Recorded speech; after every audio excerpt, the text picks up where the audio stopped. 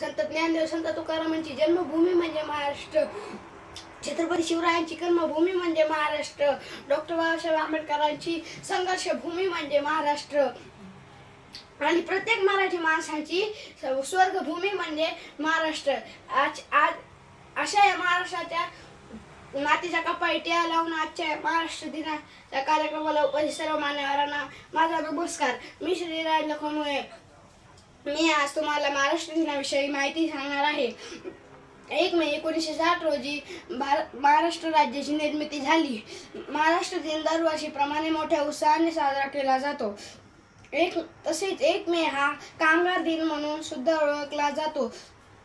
या दिवशी महाराष्ट्राचे पहिले मुख्यमंत्री यशवंतराव चव्हाण यांनी शपथ घेतली. महाराष्ट्र म्हणजे तरी काय, महाराष्ट्र म्हणजे तरी काय. सह्याद्रीच्या गडकोटावरून फडकणारा भगवा झेंडा म्हणजे महाराष्ट्र. सह्याद्रीच्या गडकोटावरून फडकणारा भगवा झेंडा म्हणजे महाराष्ट्र. विदर्भाच्या जंगलातून गर्जणारा सिंह म्हणजे पट्टेरी वाघ म्हणजे महाराष्ट्र.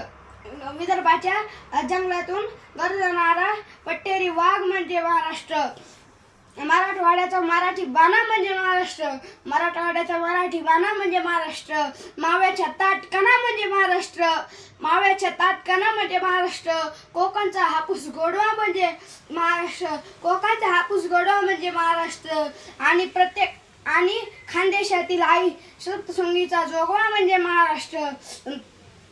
तुम्हा सर्वांना महाराष्ट्र दिनाच्या खूप खूप शुभेच्छा. एवढे बोलून मी माझे 2 शब्द संपवतो. जय हिंद, जय महाराष्ट्र. धन्यवाद.